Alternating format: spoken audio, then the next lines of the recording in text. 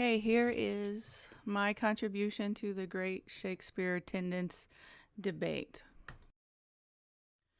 First of all, we have a tale of two programs. The evening students are following a different attendance policy than the day program. And I thought I remember that we were going to try and go to one handbook to make it easier for the faculty and the students. So I didn't know if we wanted to start that process or hold off on that as well. So attendance. Looking through the handbook, there's different areas. We have classroom attendance, which is on page 13. Exams is page 13. Clinical and skills. So it looks like there's 4 kind of different areas that we're looking at. And to be successful students, obviously they need to attend all 3. So the goal is to figure out how to get them to get buy-in and understand that it is important for them to attend all of 3 to be successful, which we already know that. So this is the evening program policy that is still in effect for the students that are coming on Monday and Wednesday. And you probably have that book, that student handbook to go with it. So we were looking at percentages. It's like down toward the bottom, a student who is absent for a total of 5% or more, blah, blah. And it started to get very confusing, and we were having to calculate hours, and it just got to be overwhelming, much like ours is now. So we changed it, but they're still under that attendance policy right now. And then for clinical as well, here is that policy. A student who is absent for a total of 10% or more of the total contact hours in any given clinical course may be dropped from the course. So there was really they had to make anything up. They could just miss clinical and it was just missed. And then if they miss more than 10%, then they could be dropped from the program. So we tried to strengthen that a little bit. And then you can also see that there's stuff about the exams on this one as well. I accidentally hit that, sorry. All right, next, looking at the different programs. So I looked at the JCC RN program handbook, the Kansas City KCK LPN handbook, and then the handouts from Brown Mackey. I also have been talking to adjunct faculty since I've been here with them a couple of Saturdays and here with them in the evenings, what their workplace attendance policies are. So talking with Nicole from KU and Denise from OMC has given me kind of some insights to that as well. So this is from another college, because class attendance and course grades are positively related, the university. So this is just another university that tries to set out their expectations clearly. And then KCK's classroom policy was kind of simple. It just said the practical nursing program will drop any student after 5 consecutive absences. This includes any combination of classroom and or clinical absences. So that was about all I could find as far as classroom absences in their policy. So we might want to think about just keeping it simple like that. So looking at the JCC RN program, I looked at our minutes from the June 23rd meeting when we talked about the attendance policies. And Lenore was here with us to guide us through this process. And so I put the little box there to show you that we talked about our philosophy and what we talked about with our attendance. So on the left here is the actual attendance policy with some notes and stuff. So we patterned it pretty closely right out of their handbook. So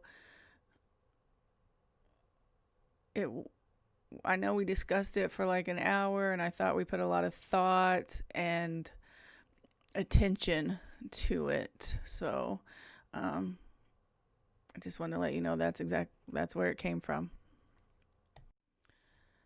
All right, so then exams. Students missing exam must notify the instructor. Students must arrange. Failure to complete the exam within the allowed time result in a low score. So there's one. What I do like, though, on kind of both of these policies is it says that you can only make one makeup exam per course. So that way you don't have one student missing 3 exams and making up 3 exams. So I did kind of like that. That seemed to be repetition. And it had to be done within a certain amount of time. So they were both very clear on that. And there's the Kansas LPN program one. Okay, clinical. I'm sorry, this is a little hard to see. But clinical absence. So if you miss a clinical absence, you have to make it up. And then if you miss a second one, there's you can get a warning, you can get a grade of incomplete, you can do a course failure. So it's progressive, matching what's going on with that student and what happened. Here's the JCCRN clinical policy. It's clinical is mandatory. 2 absences in a clinical rotation may result in a clinical failure. And they talk about patterns, and so then you kind of get into what is a pattern and that kind of stuff. And they define tardy as within 1 hour of the beginning of the scheduled clinical time. So I know they were working on their handbook as well, so they may have made some changes, but the handbook we were working from, we patterned ours off of theirs. Workplace attendance policies. Both OMC and KU use kind of a progressive model tier program. I like to think about it as a speeding ticket. Once you get a speeding ticket, it's on your record for 12 months and it won't drop off until the date of the speeding ticket. And that's what both OMC and KU uses as well. So if I would miss work today, it would be on my record for 12 months. And they differ a little bit about how many times they will let you do that. KU is 7 times. After 7 times, they're over it and you're fired. But they count late. You can have 3 lates and it counts as 1 point. And then an absent counts as 1 point. And then I think a no-call, no-show counts as 2. So it goes in that step. OMC is not too far off that, just a little bit of differences. And then I know we keep talking about papers and assignments. Here is something on that. Grades for late papers will be lowered by 10% in the first day, and submission will not be accepted after 1 week past the due date. I kind of like that. We could have them submitted online or turn it in. I think part of the problem is they would say they gave it to an instructor and they didn't. So I think some things were starting to be stamped by the administrative assistant, I think is what they're talking about in some of the other things. Okay, to be successful, we need to have all 3 of these, and we need student buy-in. And I know that we talk about having high expectations, and our children are brought into the mix a lot of times of you expect your 12-year-old to get out of bed, so you have those expectations. But I don't think we do a very good job acknowledging that even though we have those high expectations for our children, if they're unable to get out of bed for whatever reason, we actually go in there and assess them and see if they're sick, if there's something wrong, and then we go into nurturing mode. We set high expectations, and then we also try to help them to succeed those high expectations. So just like with us, students are trying to balance family, trying to balance school, and try to balance work. So myself, I'm not in favor of the harsh, strict Brown Mackey um, attendance policy. I don't. I just think it's too harsh for this day and age, but that's just my feeling. So my 2 cents is leave the policy as is. We've already made one addendum to that, which I was looking at my student handbook and I don't have that addendum, so I'm not sure where in the process we are with that.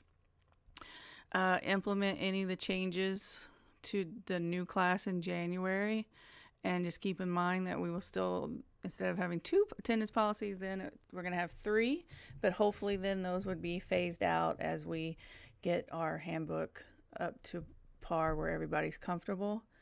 And I would like the attendance policy to move toward mirroring a workplace attendance.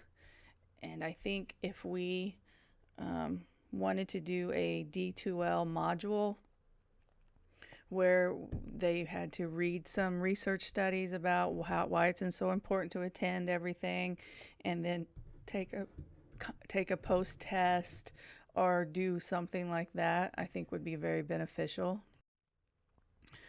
So I was just kind of trying to start wording, understanding the stress to balance school, work, and life.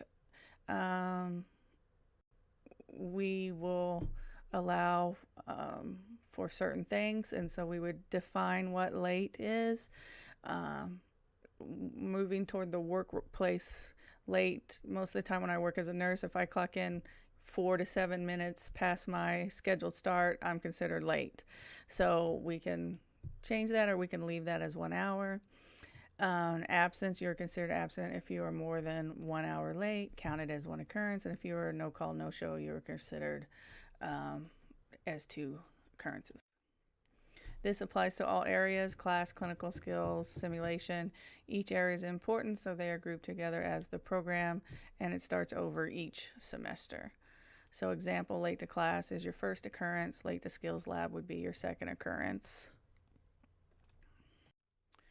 And then we would define what each occurrence. So your first occurrence, you'll receive 1 grace period, I guess. I meant to put grace period, 1 grace to allow for that 1 car construction, or the cat had your keys under your bed, something like that.